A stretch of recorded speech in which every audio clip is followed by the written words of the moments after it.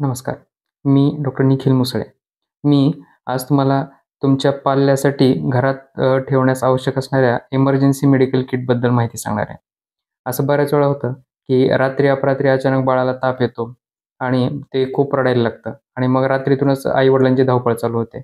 बाळाला घेऊन दवाखाने फिरायला लागतात. बऱ्याच वेळा डॉक्टरसुद्धा खूप उशिरा रात्री अवेलेबल नसतात. मग अशा वेळी घरात बाळाला पाजण्यासाठी जर काही मोजकी इमर्जन्सी औषधं जर तयार ठेवली, तर मग रात्री अपरात्री सुरू झालेल्या आजारामध्ये पालकांची धावपळ होणार नाही आणि बाळाला सुद्धा रात्रभर तो आजार अंगावर काढावा लागणार नाही.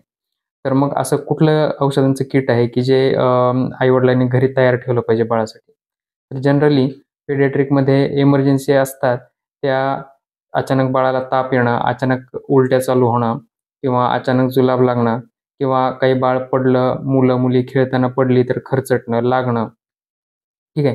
किंवा अचानक खोकल्याची उबळ चालू होणं. 90% पेक्षा जास्त याच इमर्जन्सी असतात.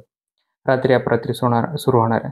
त्यामुळं मग प्रत्येक पालकानं आपल्या पाल्यासाठी, मग ते लहान बाळ असू देत किंवा मोठी मुलं-मुली असू देत, पण त्यांच्यासाठी घरामध्ये एक इमर्जन्सी मेडिकल किट तयार करून ठेवावं आणि त्या किटमध्ये कोणती-कोणती औषधं असावीत ते आता आपण बघूया. तर जसं की तुम्हाला सांगितलेल्या आत्ताच्या इमर्जन्सीप्रमाणे एक तापाचं औषध ठेवावं, एक उलटीचं औषध ठेवावं. जुलाब लागले असतील तर बाळाला किंवा मुला-मुलींना पाजण्यासाठी ORSची पुडी ठेवावी. लागलं, खरचटलं तर लावण्यासाठी त्यावर अँटिबायोटिकची क्रीम ठेवावी. एखादं अँटिसेप्टिक लोशन ठेवावं.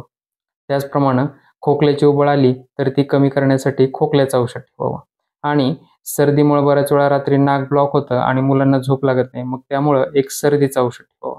तर या 4 ते 5 प्रकारच्या औषधांचं जर किट आपण केलं आणि ते नेहमी आपल्या बाळासाठी, आपल्या मुला-मुलींसाठी घरी रेडी ठेवलं, तर अचानक रात्री सुरू झालेल्या आजारामुळं पालकांचीही धावपळ होणार नाही आणि मुलांना सुद्धा रात्रभर तो आजार अंगावर काढावा लागणार नाही. तर रात्रीत जर काही इमर्जन्सी अशी ताप, सर्दी, खोकला, उलटी, जुलाब किंवा खरचटणं, लागणं असं जर काही लक्षणं सुरू झाली बाळाला, मुला-मुलींना, तर इमर्जन्सी किटमधल्या औषधाचा 1-1 डोस रात्रीपुरता देऊन टाकावा. त्यामुळं रात्रभर बाळाला, मुला-मुलींना त्रास नाही होणार आणि सकाळ झाल्यानंतर मात्र त्यांना ताबडतोब तुमच्या रेग्युलर बालरोगतज्ञांकडे दाखवून घ्यावं. ठीक आहे. आजार मात्र अंगावर काढू नये किंवा फक्त इमर्जन्सी किटमधलीच औषधं दिवसेंदिवस देत बसू नये. इमर्जन्सी किट हे केवळ इमर्जन्सीमध्ये तात्पुरता इलाज करण्यासाठी आहे. पर्मनंट इलाज मात्र डॉक्टरांना तपासूनच करून घ्यावा.